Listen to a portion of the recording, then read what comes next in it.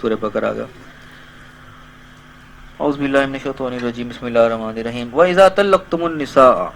اور جب تم عورتوں کو طلاق دے چکو فَبَلَغْنَ أَجَلَهُنَّ وہ اپنی مدت پوری کر مدت ان کی پوری ہو جائے جو 3 ماہ کہنے کا ٹائم ہے وہ بھی جب گزر جائے فَلَا تَعْضُلُوهُنَّ أَن يَنكِحْنَ أَزْوَاجَهُنَّ إِذَا تَرَاضَوْا بَيْنَهُم بِالْمَعْرُوفِ تو ان کو اس چیز سے مت روکو کہ وہ اپنے شوہروں سے نکاح کر لیں اگر وہ آپس میں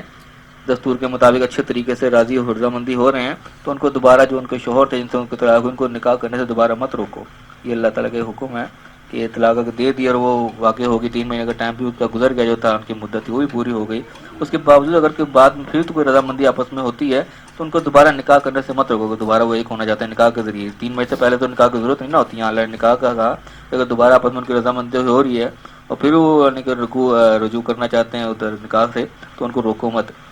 ذالک یعظ بہ یہ اس کو نصیحت کی جاتی ہے من کان منکم جو تم میں سے یؤمن باللہ اللہ پر ایمان رکھتا ہے والیوم الاخر اور آخرت کے دن پر ایمان رکھتا ہے. یعنی کہ جس کا اللہ آخرت کے دن پر ایمان ہے اس کے لیے نصیحت ہے اللہ کی طرف سے کہ اگر بعد میں بھی ان کے آپس میں رضامندی سے اکٹھے ہونا چاہتے ہیں تو ان کو نکاح کرنے سے مت رکو ان کو کرنے دو. ذالکم ازکا لکم واطہر یہی نہایت صاف ستھری اور نہایت پاکیزہ بات ہے. یعنی کہ دوبارہ اگر وہ جدا ہوئے تو دوبارہ وہی آپس میں مل جائیں تو یہ سب سے پاکیزہ اور سب سے اچھی بات ہوگی اللہ کے نزدیک بجائے اس کے کہیں اور کسی اور گھر جائے اسی گھر میں واپس چلے تو اس سے بہتر کوئی بات نہیں ہے.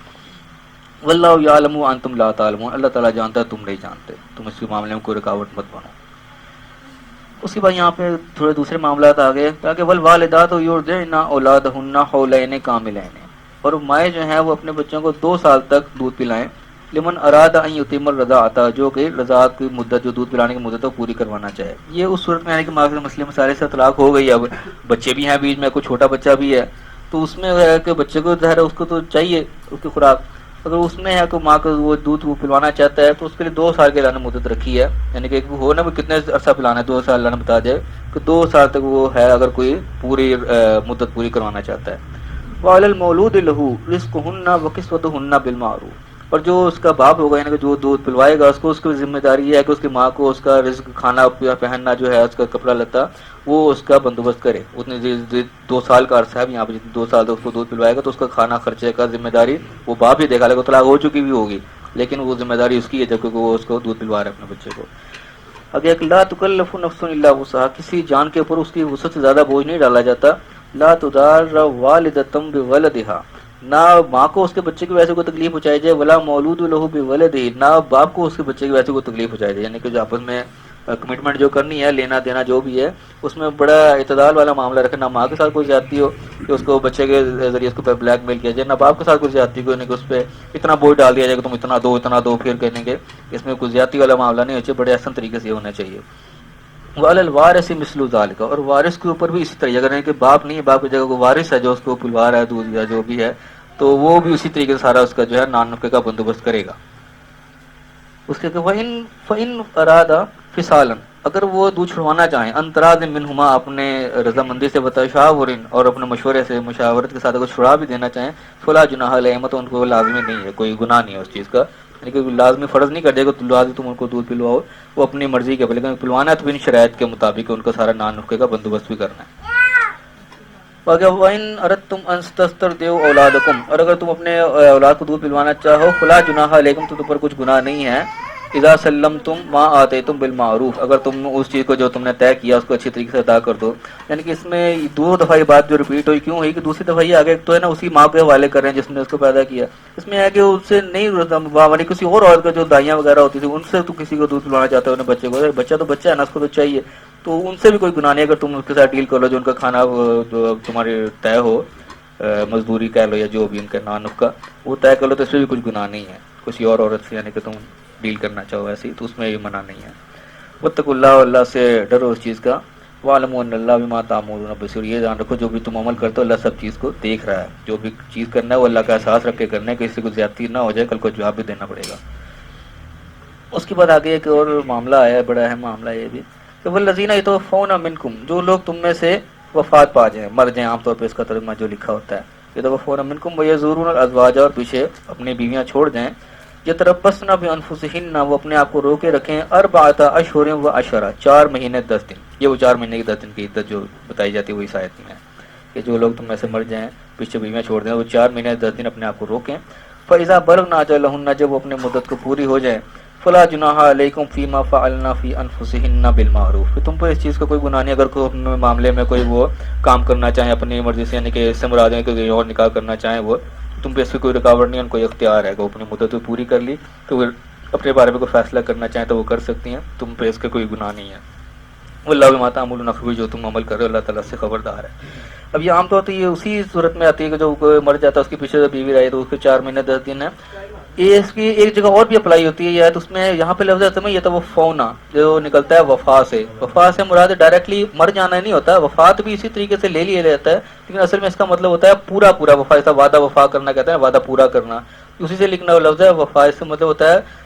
کسی چیز پہ پورا پورا قابض ہو جانا. جہاں روح نکلنے کا لفظ آتا ہے نا وہاں پہ بھی یہ توفا کا لفظ آتا ہے کہ روح قبض کر لی جاتی ہے وہاں بھی. تو اس کا مطلب اصل میں قبضے میں چلے جانا کسی کا. اب اس میں وہ لوگ اس کے اندر آ جاتے ہیں جو لوگ کہیں اغوا ہو گئے، کہیں جنگی قیدی بن گئے، پتہ نہیں لگا وہ کہاں چلے گئے، کس کے قبضے میں چلے گئے. تو وہاں پہ بھی یہ آیت اس طریقے سے لاگو ہوتی ہے کہ جو شخص مثلا گھر سے باہر نکلا اور وہ غائب ہو گیا، کہیں اغوا ہو گیا، اس کا پتہ نہیں چلا کہاں چلا گیا، تو اس کی بیوی اس کی بیوی ہے تو کتنا عرصہ انتظار کرے گی، کب تک دیکھے گا اس بندے کا پتہ ہی کوئی نہیں مر گیا زندہ ہے کہاں نہیں ہے. تو وہاں پھر یہی چیز لاگو ہوتی ہے کہ تو فون ملکوں کا لفظ اسی لے گا جو تم میں سے مقبوضہ ہو جائیں، قبض کر لیے جائیں، کہیں اغوا ہو جائیں، کسی بھی تو مثلا مر جاتا ہے وہ بھی کسی کے قبضے میں چلا جاتا ہے. تو یہ بھی اس طریقے سے، بلکہ کہیں کسی ملک میں قانون بھی اس طریقے کا ہے کہ کوئی شوہر جو ہے اپنی بیوی کے اجازت کے بغیر چلا جاتا ہے کہ اس کو بغیر بتایا تو 4 مہینے 10 دن گزار کے اس کا نکاح وہ ختم کر دیتے ہیں کہ اب تم آزاد ہو کہیں بھی شادی کر لو. تو یہ اس صورت میں یہ آیت پہ لاگو ہوتی ہے کہ بندہ غائب ہی ہو گیا، کہیں جنگ میں تھا، جنگی قیدی بن گیا، پتہ ہی نہیں زندہ ہے مر گیا، آئے گا کہ نہیں آئے گا. تو اس کی ایک لمٹ ہے، جب وہ اگر عورت انتظار کرنا چاہے تو ساری زندگی انتظار کرے، وہ پابندی نہیں ہے. لیکن اگر وہ چاہتی ہے کہ اب میں کب تک انتظار کروں تو اس وقت یہ فیصلہ کر لے کہ ہاں جی میں نکاح کرنا ہے کہیں اور، تو پھر یہ 4 مہینے 10 دن کا ہی وہ ٹائم گزارے گی تو اس سے سمجھو کہ اس کا نکاح منسوخ ہو جائے گا. جہیں نکاح نیا کر لے گی تو وہ آزاد ہے، نیا نکاح کر سکتی ہے. تو یہ مرنے والوں کو بھی اپلائی ہوتی ہے اور جو لوگ غائب ہو جائیں اغوا ہو جائیں ان پر بھی یہ آیت لاگو ہوتی ہے. اس کے بعد آگے کہ ولا جناح علیکم فیما عرضتم به من خطبۃ النساء. اس میں ہے کہ تم میں اس چیز پہ گناہ نہیں اگر تم کوئی عورتوں کے اپنا پیغام کو پہنچانا چاہو، یعنی کہ طلاق یافتہ عورتیں یا جو عدت گزار رہی ہیں، ایک ورثہ ہے ان کا 3-4 مہینے جو بھی ہے گزرنے ہیں، اس دوران اگر تم کوئی اپنا پیغام پہنچا، کوئی اور ان سے نکاح کا خواہش مند ہے تو اس میں گناہ نہیں ہے کہ تم کسی طریقے سے ان کو پیغام پہنچا دو. او اکنتم انفسکم، یا تم اپنے اندر دل میں چھپائے رکھو چاہے. علم اللہ انکم ستذکرونہن، اللہ جانتا ہے کہ تم نزدیک ان قریب ان سے ذکر کرو گے اس چیز کا. ولکن لا تعاہدوہن سرا، لیکن تم خفیہ طور پہ کوئی معاہدہ نہ کر لو، کوئی وعدہ قول و قرار نہ کر بیٹھنا. ٹھیک ہے پیغام پہنچانا چاہتے ہو کس طریقے سے پہنچا سکتے ہو لیکن کوئی پکا وعدہ نہیں کر لینا. الا ان تقولوا قولا معروفا، ہاں کوئی معروف بات جو ہے وہ یعنی کہ پیغام کسی طریقے سے پہنچا دو. ولا تعزموا عقدۃ النکاح حتی یبلغ الکتاب اجلہ، اور نکاح کے ارادے کو پختہ نہ کرنا جب تک کہ وہ مدت اپنی پوری نہ ہو جائے، کوئی عدت جو پیریڈ چل رہا ہے جب تک وہ مکمل نہ ہو جائے اس میں کوئی خفیہ وعدہ بھی نہیں کر لینا اور کوئی نکاح کا ارادہ بھی پکا نہیں کر لینا، کوئی تیاریاں پوری نہیں کر لینی. ہاں صرف کوئی پیغام کو اچھے طریقے سے پہنچانا چاہتے ہو تو پہنچا دو کہ ہاں جی اس کے بعد میں آپ سے نکاح کرنا چاہتا ہوں، یہ جو بھی ہے یہ اس چیز کی اجازت دی ہے کہ پیغام پہنچانے میں کوئی حرج نہیں، لیکن وہ خفیہ پکی بات نہیں کر لینی. وَاعْلَمُوا، اور جان رکھو کہ ان اللہ یعلم ما فی انفسکم، تو جو کچھ تمہارے دلوں میں اللہ تعالیٰ سب جانتا ہے. فاحذروہ، تو اس سے ڈرو، محتاط رہو، بچ کے رہو، اللہ تمہاری گرفت کرے گا. وَاعْلَمُوا ان اللہ غفور حلیم، اور جان رکھو کہ اللہ تعالیٰ بخشنے والا بھی ہے اور حلم والا ہے، نہایت جو ہے تحمل والا ہے. تو یہ رکوع ہمارا فی الحال یہ یہاں کا تھا. اب اس میں جو مین پوائنٹس ہے اس میں ہم پھر غور کر لیتے ہیں. نمبر 1 تو سب سے پہلی بات آئی وہ یہ ہے کہ جب تم لوگ عورتوں کو نکاح کرنے لگو تو جب ان کا مدت پوری ہو جائے تو ان کو اپنے شوہروں سے نکاح کرنے سے مت رکو. دوبارہ اگر وہ آپس میں ایک ہونا چاہتے ہیں تو تم ان کو رکاوٹ مت بنو، ان کو نکاح کرنے دو آپس میں. نکاح ان کا ختم ہو بھی گیا تو کوئی بات نہیں، دوبارہ اگر جانا چاہتے ہیں تو جائیں. یہ ان کے لیے نصیحت ہے جو اللہ اور آخرت کے دن پر یقین رکھتا ہے. کہ تم اس پر نہیں عمل کرو گے تو سمجھو نہ تمہارا اللہ پر یقین ہے نہ کوئی آخرت پر یقین ہے. اللہ نے کہا یہی بات تمہارے نہایت پاکیزہ اور بہت صاف ستھری بات ہے، وہ آپس میں وہی مل جائیں سب سے اچھی بات یہی ہوگی. اللہ جانتا ہے تم نہیں جانتے. اس کے بعد وہ دودھ پلانے والا مسئلہ سارا ہے کہ جو الگ ہو جائیں، بچے کو ہے وہ چھوٹا ہے، تم دودھ پلوانا چاہتے ہو تو اس کی ساری ذمہ داری پوری لینی پڑے گی 2 سال تک جب تک اس نے دودھ پلانا ہے. سارا کھانا خرچی کا ذمہ داری تمہاری ہوگی.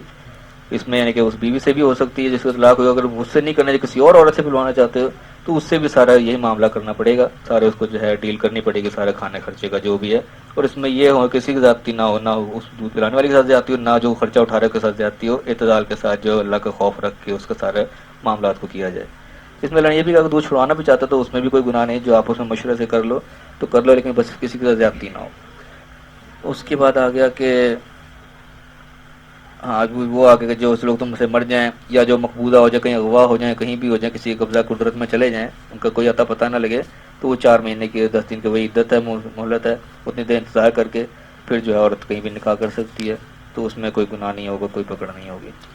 اور اس میں آ گیا کہ تم اس دوران جو عدت گزارنے کو نکاح کا پیغام کو پہنچانا چاہتے ہو تو اچھی بات کے انداز سے پہنچا دو، لیکن کوئی پکی بات کو خفیہ وعدہ کو وہ نہیں کر لینا، کوئی نکاح کا پکا ارادہ نہیں کر لینا جب تک وہ مدت پوری نہ ہو جائے۔ تو اس میں اللہ نے کہا کہ جو کچھ تمہارے دلوں میں اللہ جانتا ہے، اس سے ڈر کے رہو، جو بھی کام کرنا ہے اس احساس کے کرنا ہے کہ اللہ تعالیٰ ہمیں دیکھ رہا ہے اور وہ بخشنے والا بھی ہے، علم والا بھی ہے۔ تو یہ فی الحال مین پوائنٹ تھے اس کے، تو اس میں اگر کسی کا کوئی سوال جواب ہے تو وہ کر سکتا ہے۔